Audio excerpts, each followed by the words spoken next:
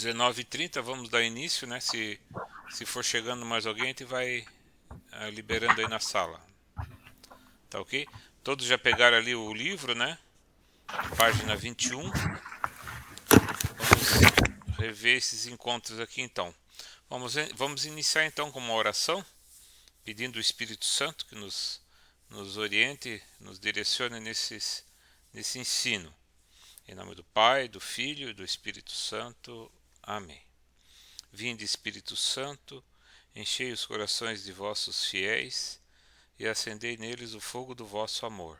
Enviai, Senhor, o vosso Espírito, e tudo será criado, e renovareis a face da terra. Oremos. Ó Deus, que instruísse os corações de vossos fiéis com a luz do Espírito Santo, fazei que apreciemos retamente todas as coisas, segundo o mesmo Espírito, e gozemos sempre de sua consolação, por Cristo Senhor nosso. Amém.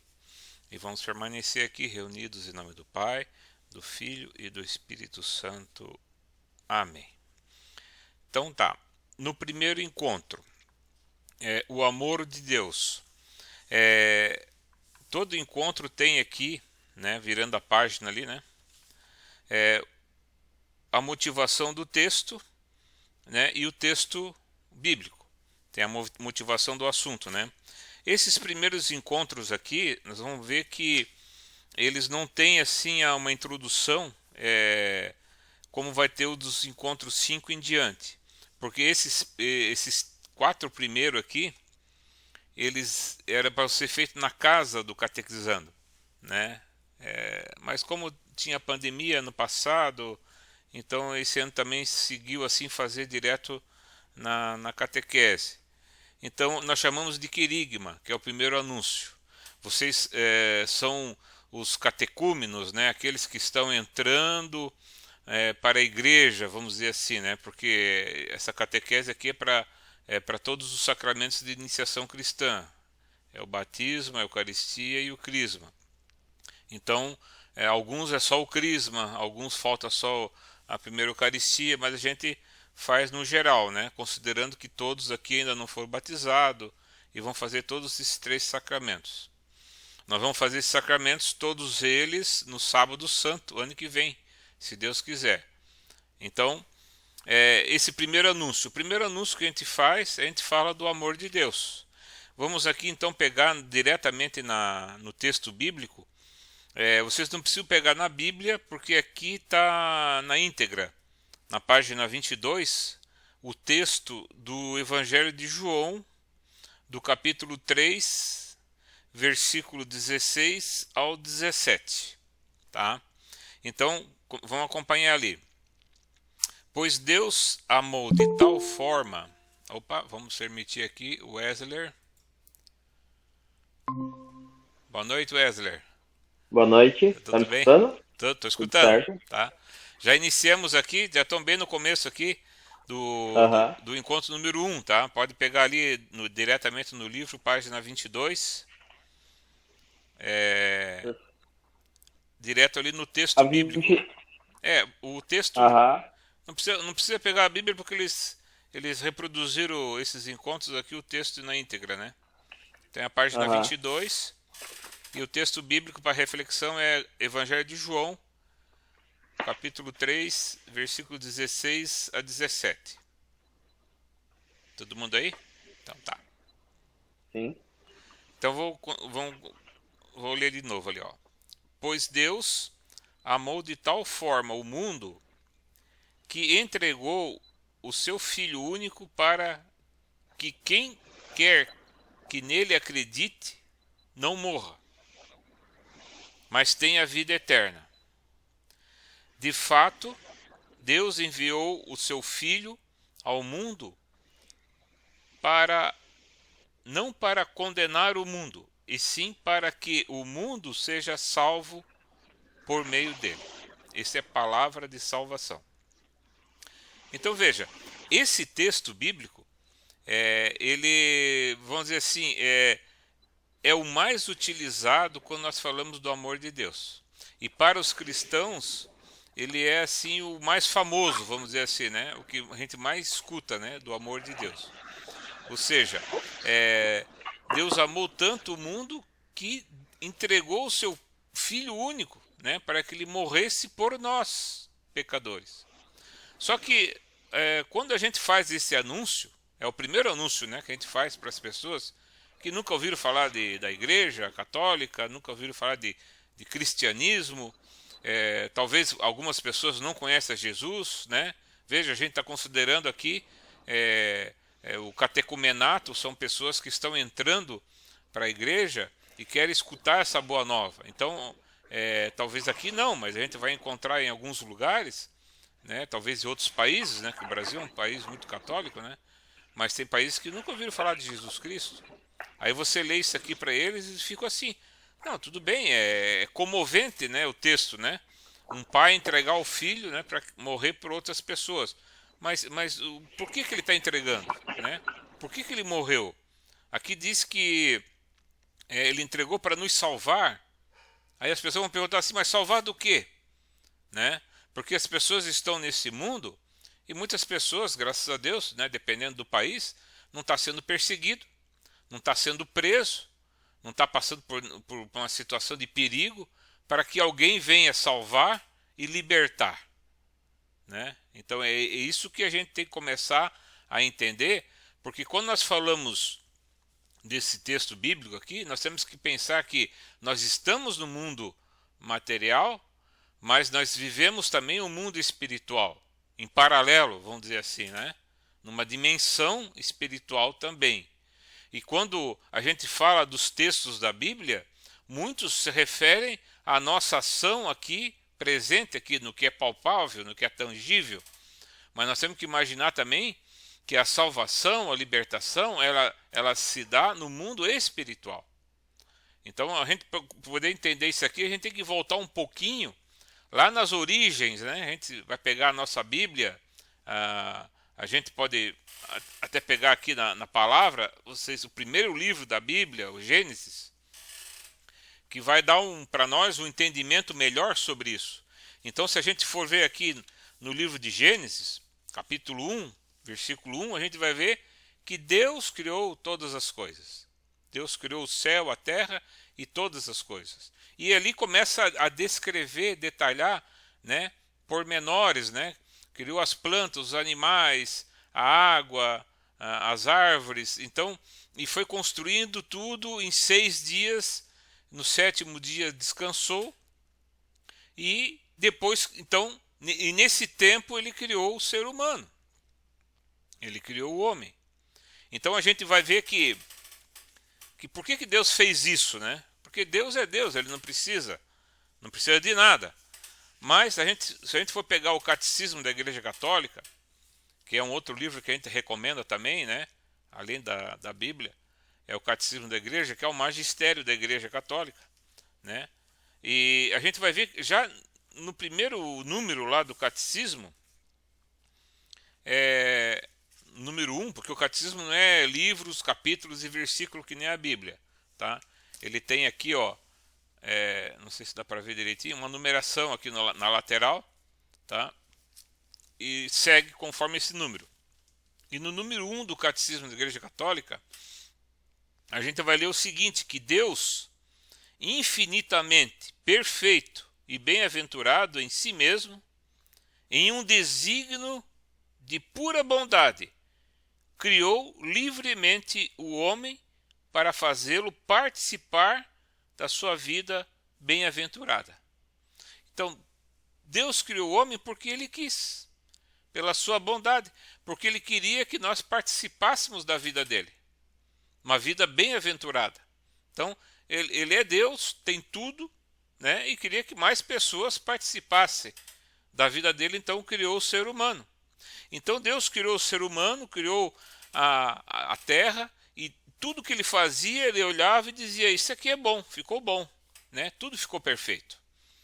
E colocou Adão e Eva nesse mundo que ele criou, né? Mais precisamente, fala na Bíblia, no Jardim do Éden, né? Um mundo perfeito, o ser humano nunca ia morrer, nunca ia ficar doente, nunca ia ficar velho, né? Não precisaria trabalhar, porque estava tudo à disposição dele. Deus criou o mundo e colocou o homem como administrador do mundo, né? Ele submeteu toda a criação, né? Toda a criação para o homem, para ele ser o administrador. Então estava tudo muito perfeito, realmente o paraíso é perfeito. Só que houve um desequilíbrio nessa equação, né? Estava tudo equilibrado, mas entrou o pecado da desobediência, né? Através do inimigo de Deus. E esse inimigo de Deus é bem claro aqui na Bíblia, é o próprio diabo, que é também uma criatura, um anjo, criado por Deus, só que decaído, né? Ele ficou com ciúme, né, de toda essa criação que Deus fez, porque Deus fez aquilo ali pensando no seu Filho único, Jesus Cristo. A gente tem que imaginar aqui e saber, ficar bem claro, que desde o início, Deus Pai, Deus Filho e Deus Espírito Santo, a Trindade já estava ali presente. E o diabo, ele sentiu ciúme, ele se amotinou contra Deus e levou com ele 1/3 dos anjos do céu. E aí, na terra, ele veio então interferir nesse projeto de Deus. E veio colocar aqui, na cabeça, na mente do ser humano, o desejo de desobedecer a Deus. O pecado nada mais é do que uma desobediência a Deus. E Deus colocou para o ser humano uma pequena condição. Ele podia comer de todos os frutos daquele jardim que ele criou, menos da árvore que estava lá no centro do jardim, da árvore do bem e do mal. Não era apenas uma árvore. Se a gente for ver direitinho aqui, no capítulo 2, a gente vai ver que existiam 2 árvores no centro do jardim que o ser humano não podia levar à mão. Então, deixa eu ver aqui se eu pego aqui, ó. No capítulo 2 do Gênesis, versículo 9, o Senhor Deus fez brotar da terra toda sorte de árvores, de aspecto agradável e de frutos bons para comer. E a árvore da vida no meio do jardim, e a árvore da ciência do bem e do mal. 2 árvores. A árvore da vida e a árvore da ciência. E falou para eles, dessas 2 vocês não comem o fruto, pode comer de todas as outras, né? E essas aqui são preservadas. Mas não colocou nenhuma cerca em volta, né? Porque ele confiança de ambas as partes, né? Só que o diabo foi lá e buzinou, né, na cabeça de Adão, né, de Eva lá, dizendo que fiquei sabendo que vocês não podem comer da árvore lá do centro do jardim porque vocês vão morrer, né? Aí a Eva falou, não, mas ele não falou assim, ele falou que vocês não podem comer de nenhuma árvore, né? Não, podemos comer de qualquer árvore, os frutos, menos daquelas árvores lá, porque senão nós vamos morrer. Aí o diabo falou, não, vocês não vão morrer coisa nenhuma, né? Criou a dúvida, né? Então a dúvida é uma fé negativa. A dúvida é uma fé negativa. Então criou essa dúvida no ser humano. Vocês não vão morrer se comer desse fruto, mas pelo contrário, os seus olhos vão se abrir. Vocês vão conhecer muitas coisas. É verdade? É verdade. Ele foi lá e comeram. E de fato, eles comeram então da árvore do bem e do mal, ou a árvore da ciência.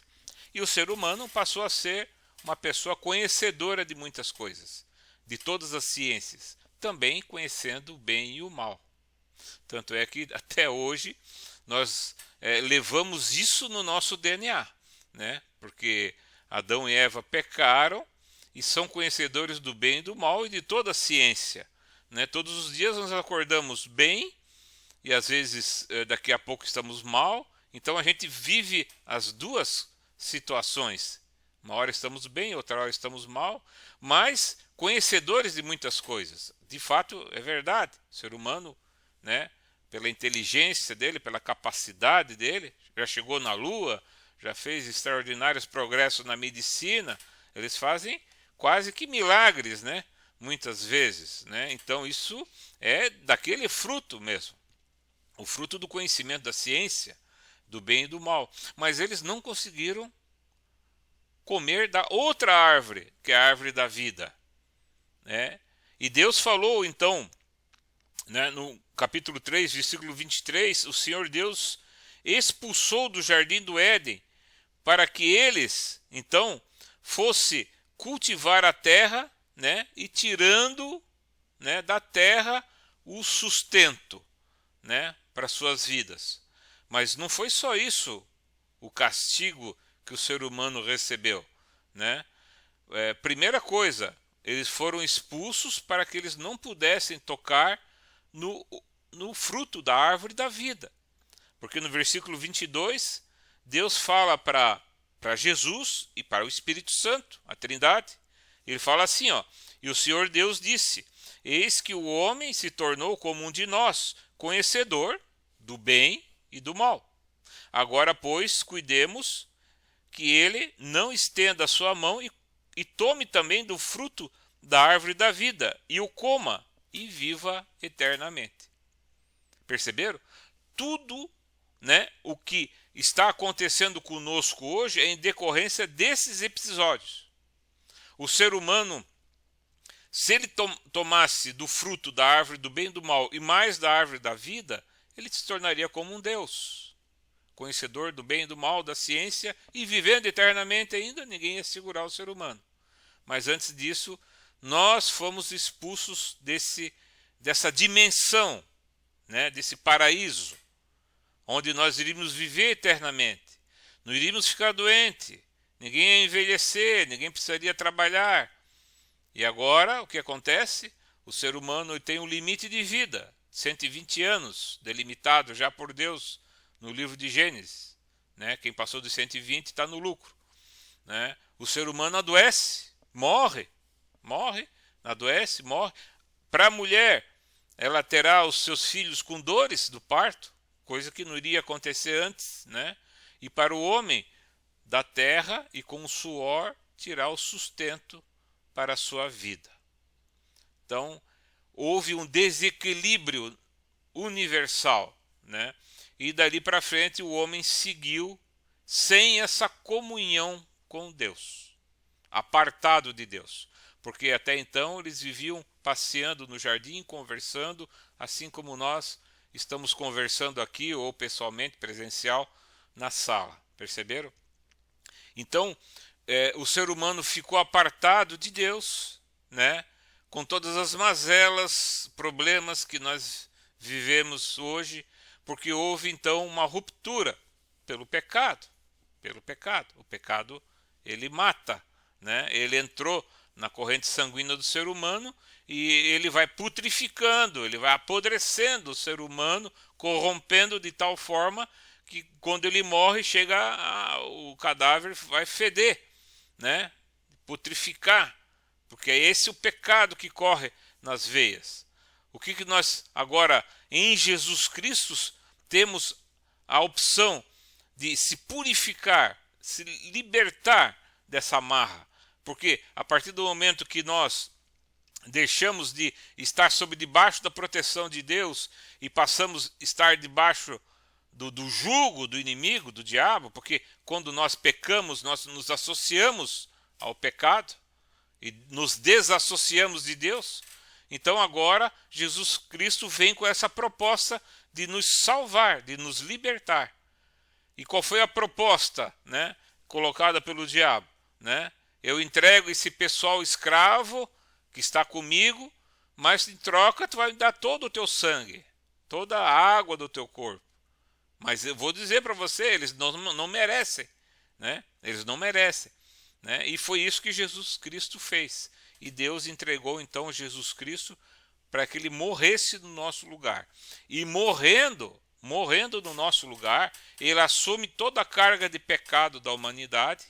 E ele é o único juiz, o único justo juiz que pode agora nos julgar. Porque ele tem os méritos.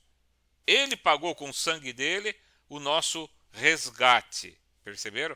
Então, se a gente olhar por esse lado, esse texto do Evangelho tem um outro sentido, né? Realmente é por muito amor de Deus mesmo pelo ser humano, por essa criação dele, que ele fez isso, entregando o seu filho para que morresse, desse a última gota de sangue por nós.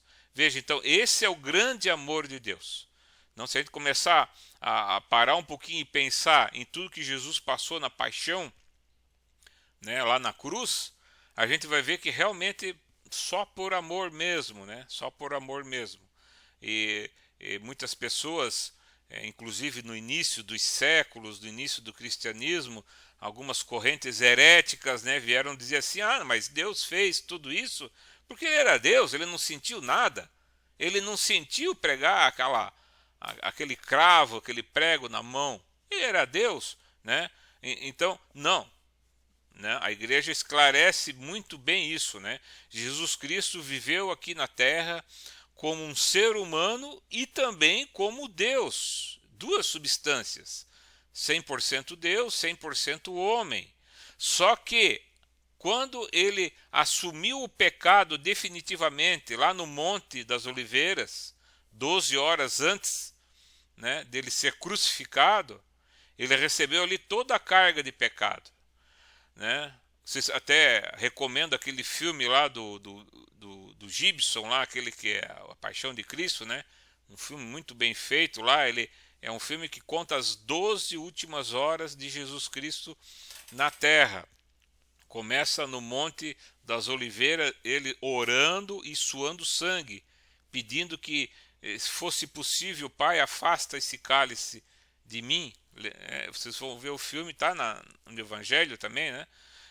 Mas esse cálice que ele pede para afastar não é o fato da flagelação que ele ia passar, pela tortura e tudo mais, mas sim pelo fato que o Espírito Santo que habitava nele, que fazia com que ele fizesse todos os milagres aqui na terra, né, que dava força para ele, esse Espírito teria que sair dele totalmente, para que o pecado da humanidade pudesse entrar nele. Todo o pecado da humanidade, desde aquele primeiro de Adão e Eva.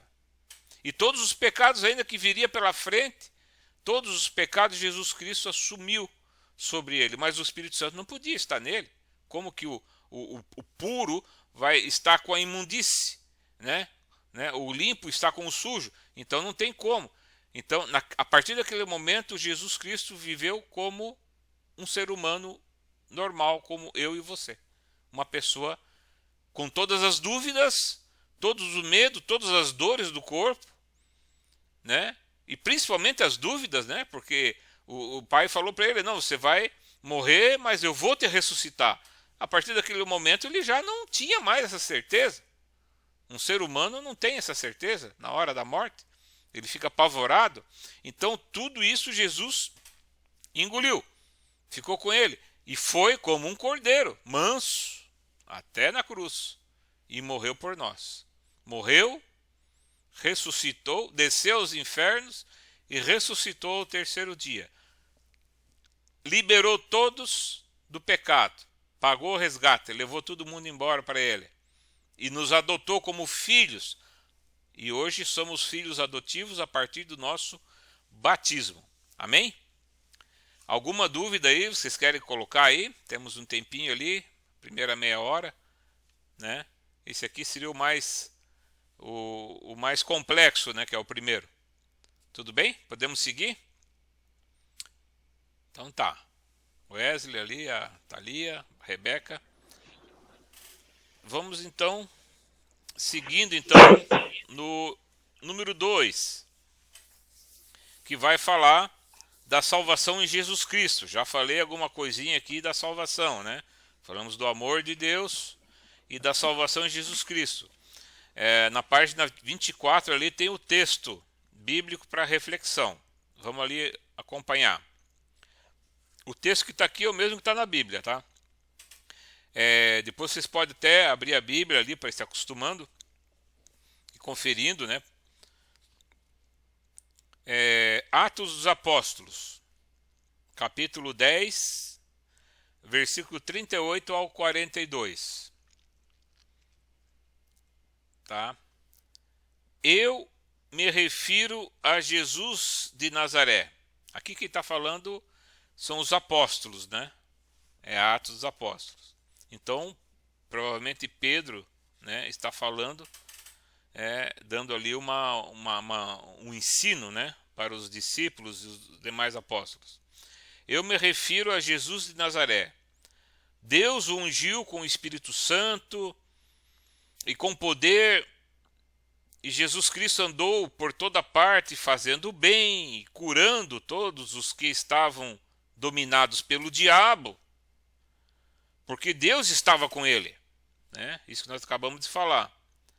E nós somos testemunhas de tudo que Jesus fez na terra dos judeus e em Jerusalém. Eles mataram Jesus, suspendendo numa cruz. Deus, porém, o ressuscitou no terceiro dia e lhe concedeu manifestar a sua presença, não para todo o povo, mas para as testemunhas que Deus já havia escolhido. Para nós que comemos e bebemos com ele, depois que ele ressuscitou dos mortos. E Jesus nos mandou pregar ao povo e testemunhar que Deus o constituiu juiz dos vivos e dos mortos. Sobre ele, todos os profetas dão o seguinte testemunho: todo aquele que acredita em Jesus recebe em seu nome o perdão dos pecados. Palavra do Senhor. Então veja que esse trecho ele resume exatamente os méritos de Jesus Cristo sobre a humanidade. Ele é o justo juiz dos vivos e dos mortos. E aqui a gente tira um grande ensinamento para nós, né? Se nós queremos ter a salvação em Jesus Cristo, nós temos que ter consciência que ele é o justo juiz dos vivos e dos mortos. Não nós. Isso significa que nós não podemos julgar o nosso próximo. Porque veja, se eu começo a julgar as pessoas aqui na terra, eu estou me colocando como juiz, certo? E se eu sou o juiz, quem é que vai me julgar? Eu perco, né? Eu perco a oportunidade de ter Jesus como sendo o meu juiz, que vai me julgar. Se eu começo a julgar as pessoas, eu estou me colocando como Jesus. Ah, você está fazendo errado. Isso que você faz não sei o quê. Blá, blá, blá. Não, não é por aí. Então, se nós não queremos perder a nossa salvação, não julguemos ninguém. E Jesus Cristo é o único que pode dizer: eu sei o que você passa. Porque ele passou pelo nosso pecado. Ele não foi pecador, mas ele recebeu todos os pecados. Por que ele veio ao mundo como um ser humano? Para fazer essa experiência de saber como que um ser humano vive, como que ele sente, como que ele vê as coisas. Então Jesus Cristo ele sabe exatamente o que se passa na cabeça de um adúltero, de uma pessoa que traiu a esposa, que traiu o marido. Ele sabe exatamente o que se passa de uma pessoa que é um assassino. E aí vem pedir perdão para Jesus, né? Vem se arrepender. Jesus sabe o que se passou na cabeça daquela pessoa, porque ele viveu, né? Ele recebeu todos esses pecados na carne dele. Ele mesmo não pecou, mas ele sabe. Então, se eu disser para você, né? Chega uma pessoa conversar comigo, né? Tá passando uma situação difícil e eu começo a querer ajudar de uma certa forma e dizer assim: não, eu sei o que você está passando. Não sei não, é mentira. Ninguém sabe o que o outro passa. É só a pessoa mesmo e Jesus Cristo. Jesus Cristo é o único que sabe o que você passa. É por isso que nós temos que nos chegar ao sacramento da confissão, da reconciliação, colocar para Jesus, despejar aos pés de Jesus tudo aquilo que, todos os sentimentos, todas as culpas, a falta de perdão ou dar o perdão, tudo nós temos que colocar diante de Jesus, né? Muitas pessoas têm dificuldade de perdoar. Isso é uma trava, é uma barreira na vida das pessoas. E eu vou dizer para vocês, se você não consegue perdoar, fique tranquilo, porque isso aí é absolutamente normal. O ser humano, ele não foi criado para perdoar.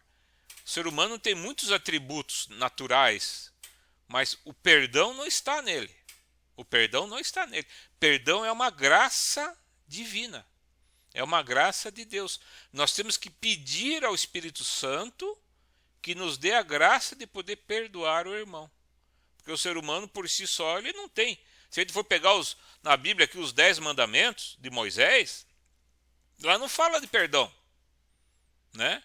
Lá estão 10 mandamentos e tem mais 600 e tantos preceitos na lei judaica, mas nenhum deles fala para tu perdoar o irmão. Pelo contrário, nos preceitos diz que a mulher adúltera, né, for pego em adultério, ela será apedrejada até a morte.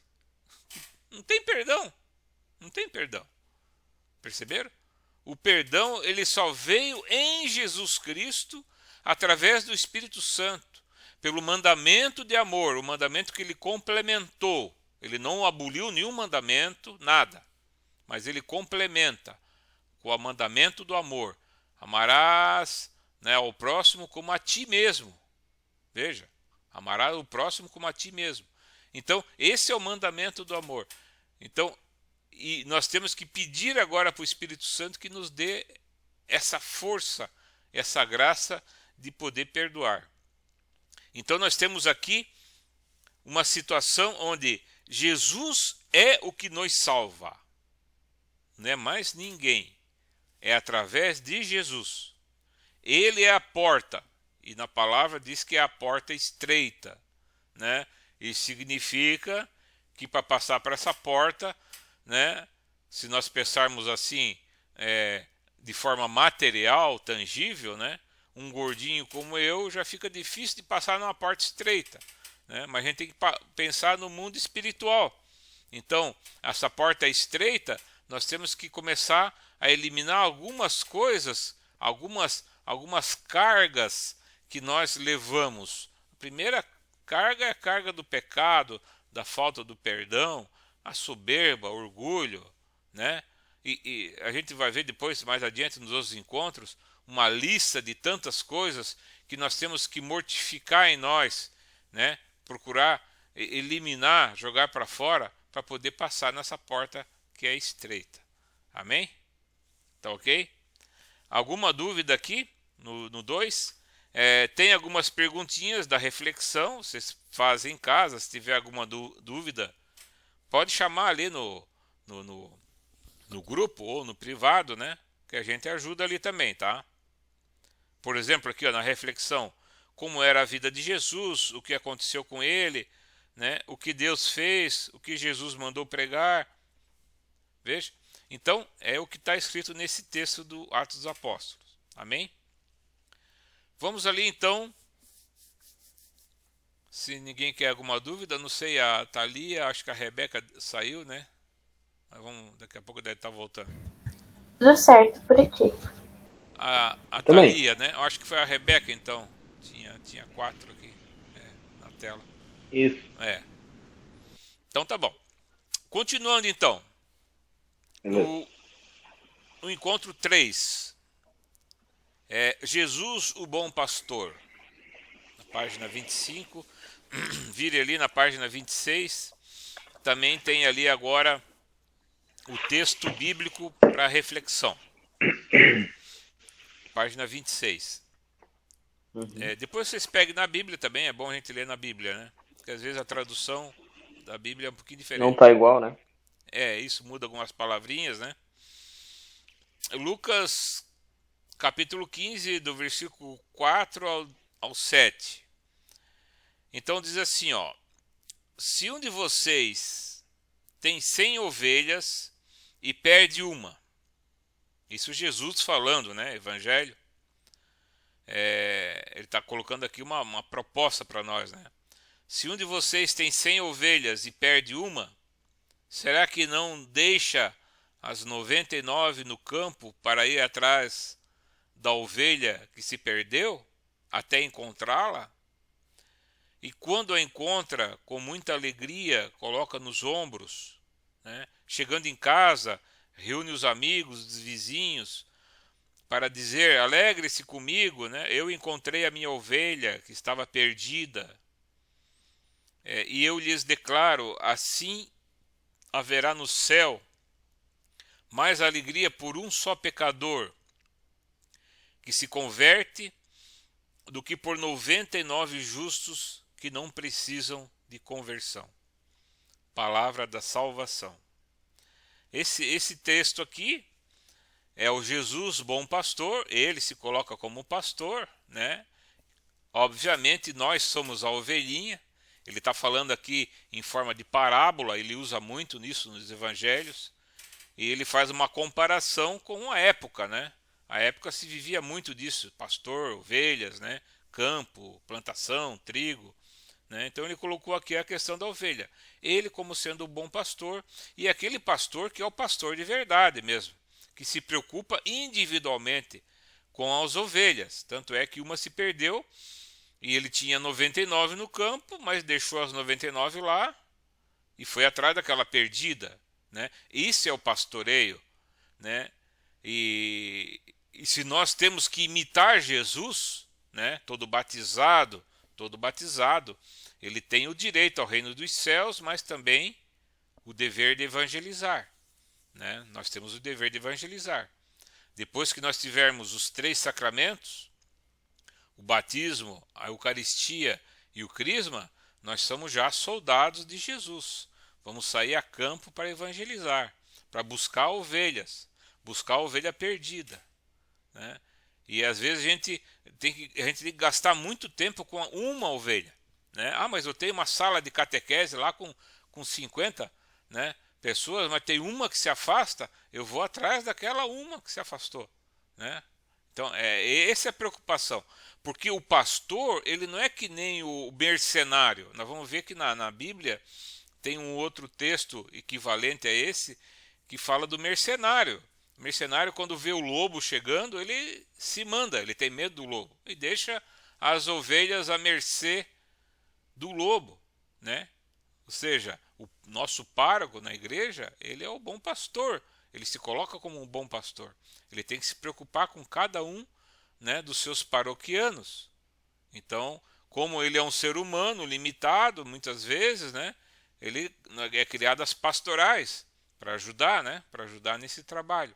Mas nós, na nossa vida, né, nós temos que ter essa consciência também, que Jesus não deixaria uma ovelha se perder.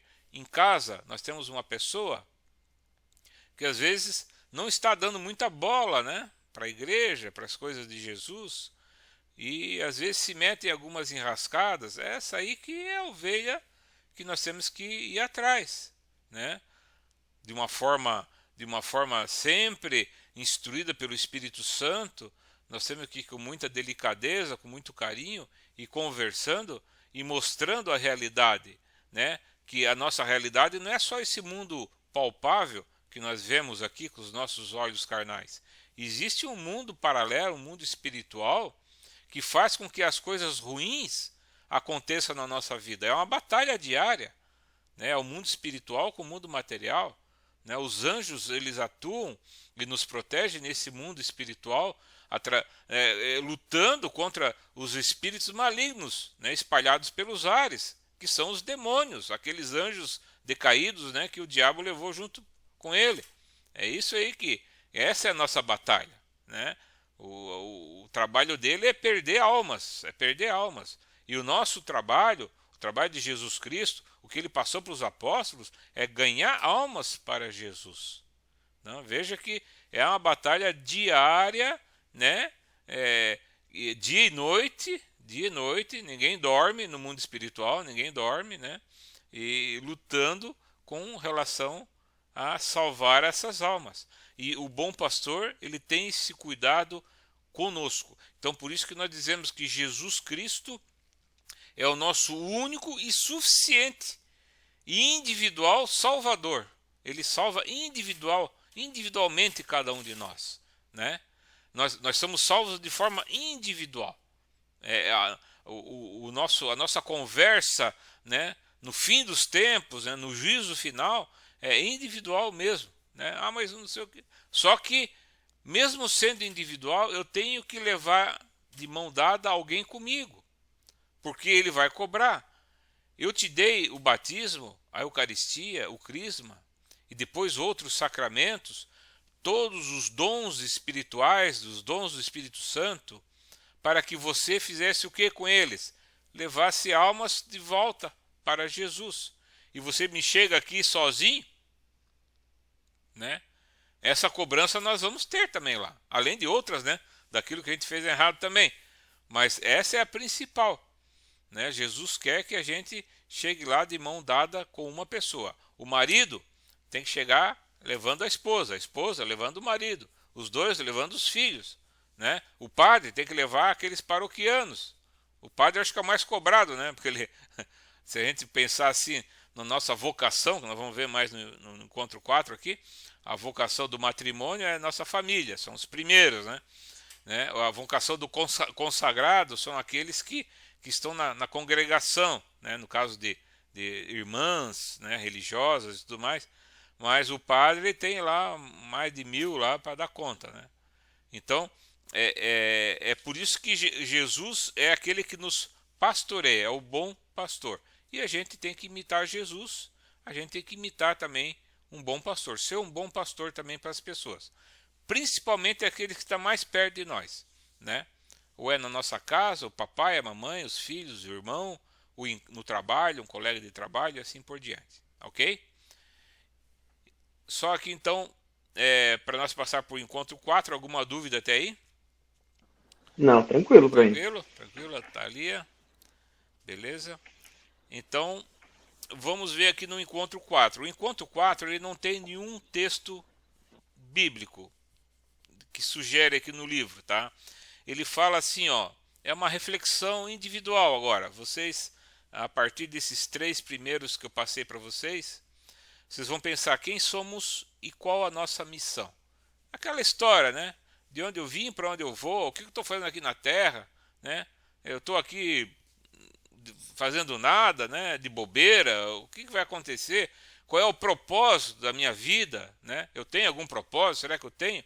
Então é isso que o Espírito Santo vai te ajudar a encontrar esse propósito.